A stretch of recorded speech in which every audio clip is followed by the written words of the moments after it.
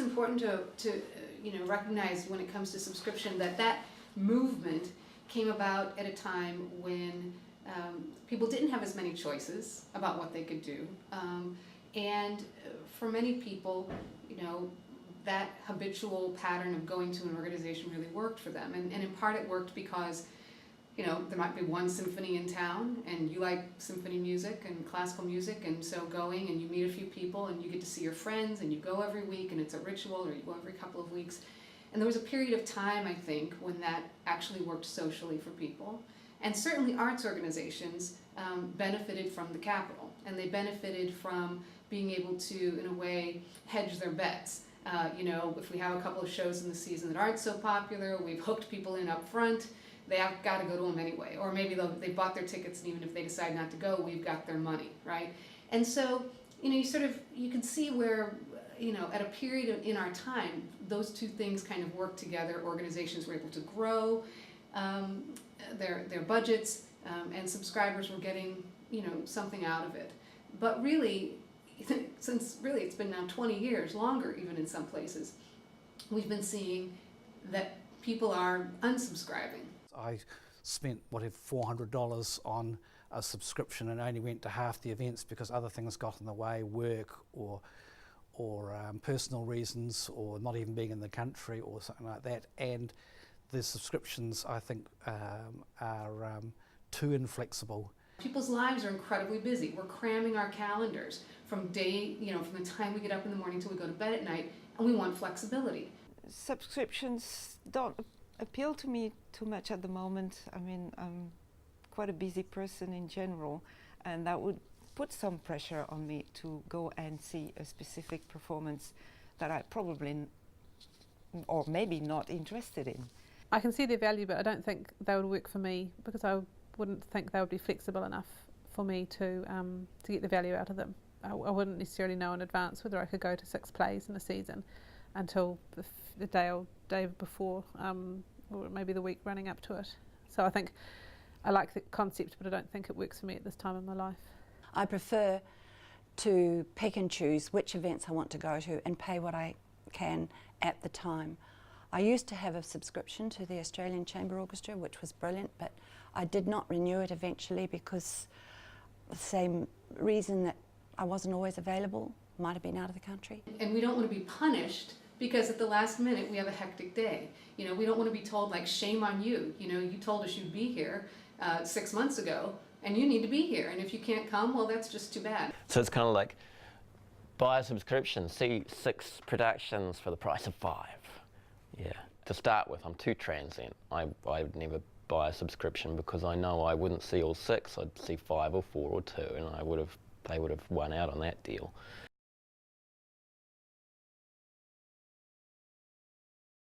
Subscription, in many organizations, when they first start to talk about losing subscribers, one of the first things they'll say is, and this really hurts us because we're losing the upfront cash, and we're having a harder time selling the shows that aren't so popular, et cetera, et cetera. So you can see that in a way the reason that organizations want to persist with subscription is because it really works for them, right? They get money up front, they lock people in, right?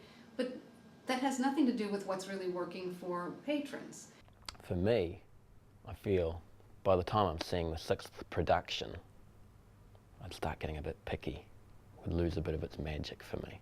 There are a lot of attempts, I think, to scale back the subscription to 5 shows instead of 10, so people don't have to make as much of a commitment, or you can pick the number of shows, and you can even wait and schedule the date late. And I think there's question out there as to whether this is effective. Is this a good idea? Is this one way of dealing with the fact that people are busy and don't want to subscribe? But I think the danger in that approach, if you basically just sort of shrink people's commitment down, and now they go 4 times a year instead of 10 times a year, in a way they're getting out of the habit of art, and you may actually find that they shrink down from 6 to 4 to 2 to nothing at all. I mean, I think that actually would be my danger. And so I think the goal is not to shrink necessarily the engagement that people are having with arts, but to think about how do we get them coming out and making art a part of their lives all year round by kind of aggregating all the art that's out there and letting them, giving them the choice to sort of pick among a lot of things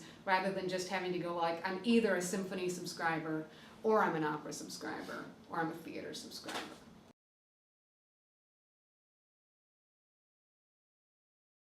Yeah, the cultural concierge idea is something I've talked about for a few years now.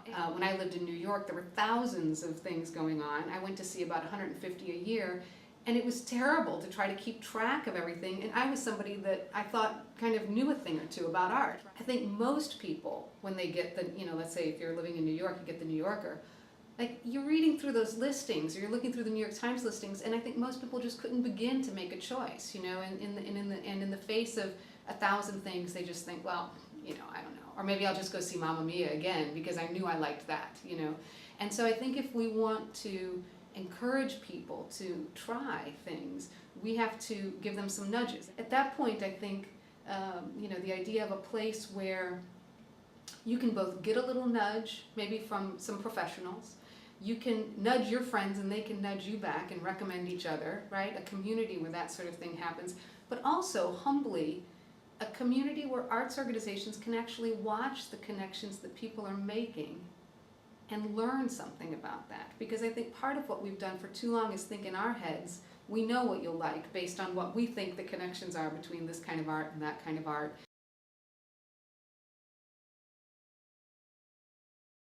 When people talk about the term audience development, I always find it funny because I think what they really mean is patron development, my people to come to my organization. Like that is the definition of audience development. It takes a village to develop an audience member, right? Like to develop my capacity to derive meaning and joy out of artistic experiences, cultural experiences, has to do with every interaction I'm going to have with culture, with art, in my whole life.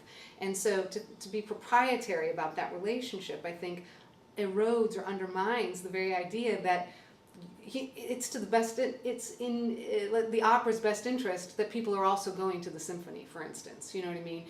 The opera would not be better off if the symphony went away. The opera goers would not be better off if the symphony went away, right?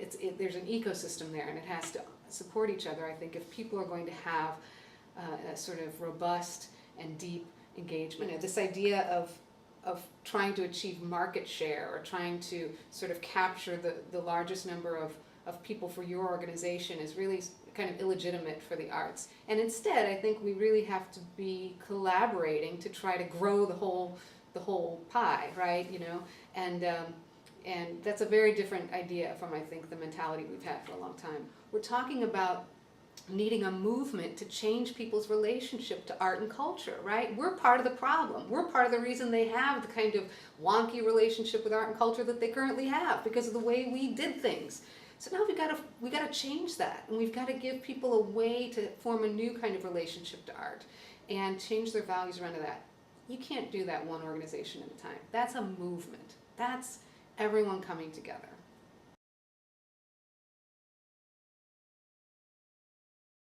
I think these packages we could really look at in any number of ways. When I first started thinking about this, I thought, I think there are some people who really just want to be at all of the events, like the kind of the opening nights of the galleries and the opening nights of the theater, and and who really just want to be part of that scene and just having the convenience of all of that being put together. I think when I'm somebody who really likes, I like contemporary, avant-garde, kind of experimental art that's kind of pushing the form. I moved to the Netherlands. It was really hard for me to figure out who was doing that stuff and how to do that. I wanted somebody to actually say to me, the 5 organizations you need to go to, or here are the events. Some sort of subscription card that was flexible and allowed me to go to this or that, art galleries, theatre events and so on like that. A flexible subscription that covered a variety of different art forms would be appealing as long as it was really good value for money. One thing I've been thinking about is that we've tended to think like subscription is about lining up 5, 6, 8, 12 events that you're going to kind of like dutifully, show up for once a month, check in, hello, I'm here for my, event. And I think, of course, developing your, aesthetic and having a relationship with art, it's not just about showing up at events.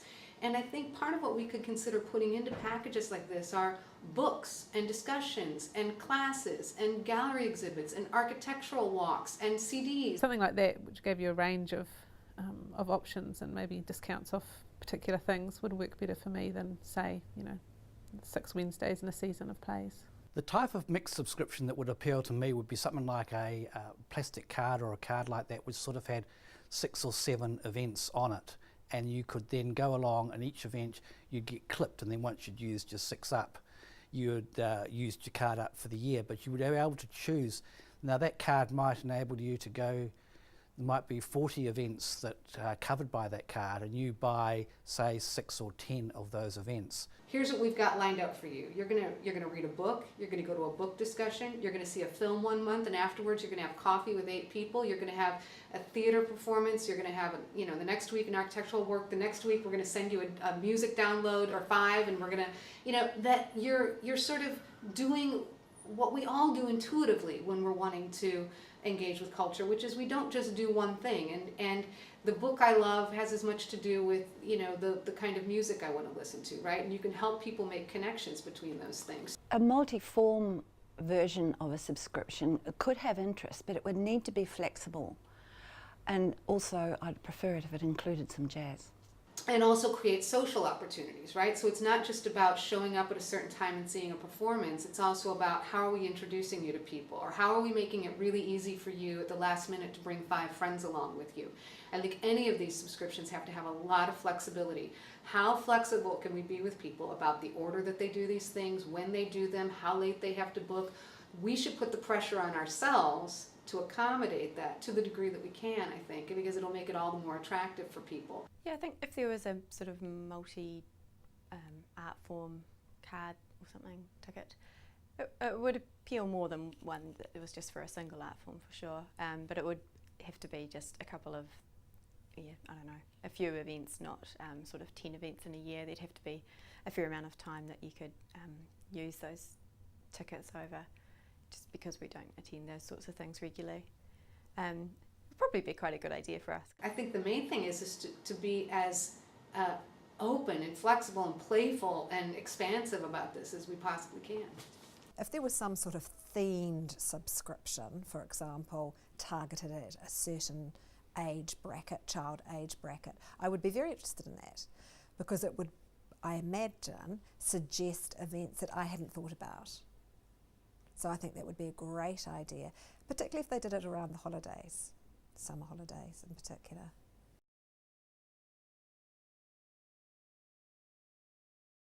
It's great to imagine where this could all go one day, right? So as an arts patron, I'm living in this city.